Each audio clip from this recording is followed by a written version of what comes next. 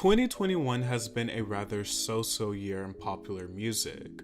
With the pandemic still looming over us and a lack of attention-grabbing releases, it pales in comparison to 2020, which was a fine way to kick off the new decade. Of course, there were some breakout moments. Olivia Rodrigo rose to mainstream attention, and although her music or shtick is not something that totally interests me, she was the clear star of 2021. Lil Nas X broke some new ground in 2021, proving himself to be a true provocateur. Doja Cat released her first album as a widely known star, and Billie Eilish followed up her massive debut with a divisive record that has some standout moments. Aaliyah made her official debut to streaming services, which was probably one of the most eventful musical comebacks of the year. Some veteran stars returned, such as Ed Sheeran, Bruno Mars, Drake, Kanye, and Adele, still no Rihanna. But even a lot of the veteran releases have been met with lukewarm reception. So there's been a lot of bad or so-so music to go around. And here's my list for the worst of 2021. These are completely subjective opinions. They are based off of my personal feelings. Build a Bitch by Bella Poarch. Build a Bitch is a Melody Martinez song to its core, but a pretty bad one. I can't take the childlike chance, and the lyrics just make my skin crawl. Curvy like a cursive font, Bob the Builder broke my heart. I get what she's going for, but nothing about the composition or lyrics are compelling. A gimmicky song made to take over TikTok, and that's exactly what it did. Christmas Isn't Cancelled, Just You, Kelly Clarkson.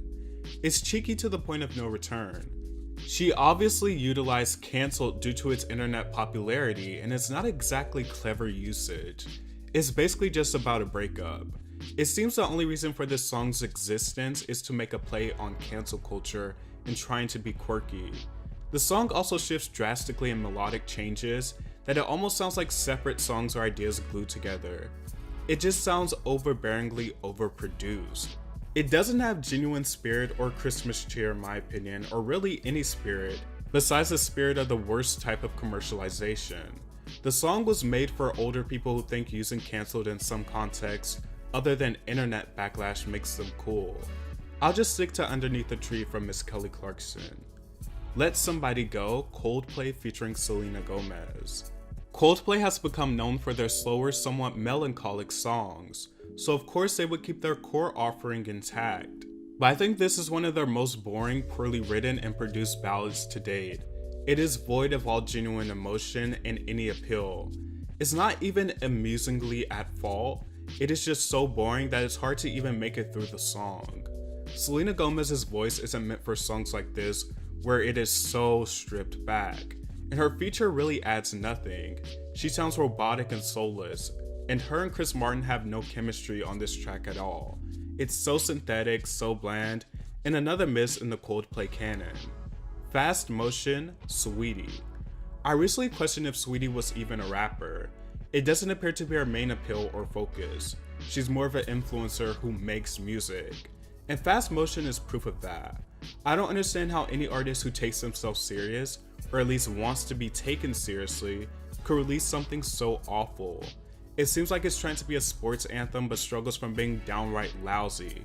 The hook is awful, Sweetie's rap is awful, and the beat is just so generic it's faceless. The hook's style of writing reminds me a lot of Justin Bieber's Yummy, where they were just like, we can't come up with anything else, so let's just repeat it over and over and over and hope it sticks. Way Too Sexy, Drake, Future, and Young Thug. If his last few releases have proved anything, it's that Drake is absolutely lazy and uninspired.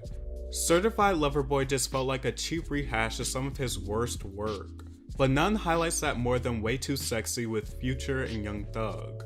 I think the video is way more appealing than the song, and I think he knew the fact that he sampled Right Said Fred and put it on a trap beat would obviously get people talking. But meme appeal aside, the song is just genuinely bad. Uninspiring beat, uninspiring rhymes. Certified Complacent Boy really needs to step it up, but I just don't see that happening anytime soon. Fancy Like, Walker Hayes. It is such a trashy song. He starts off the song by complimenting his girl by saying, she's so low maintenance. Like, yeah, I get it, materialism isn't everything, but I still find that to be such a weird compliment. Like imagine walking up to somebody and saying, "You're so low maintenance." It's just funny that that's also a romantic appeal in the song, or it's supposed to be a romantic appeal. The song also incorporates some elements of trap, and it just takes it to a whole new level of trash.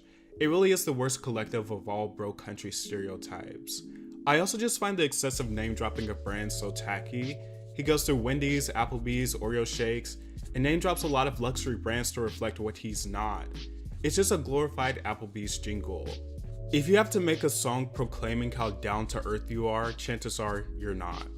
YBN Namir, Soul Train. It is certainly one of the poorest attempts at a pop rap crossover in a while. It's retro funk that sort of plays into the disco trend that has been going on.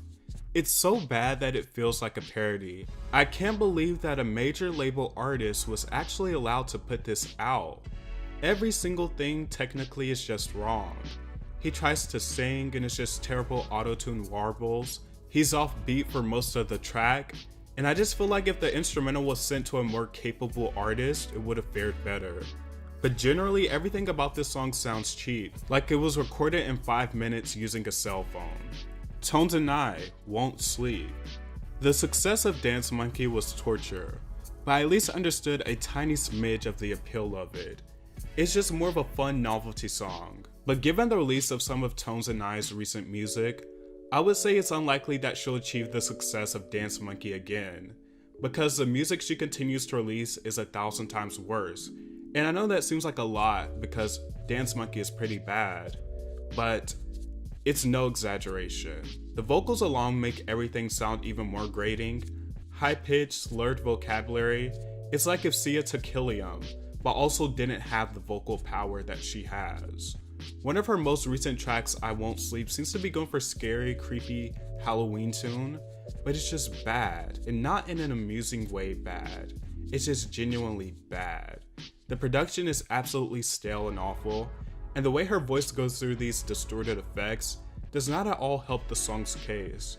It almost sounds like she was going for something When We All Fall Asleep, Where Do We Go influenced, but literally just strip away every single thing that is good or appealing about the darker songs on that record, and add Sia on Helium on top, and there you have it.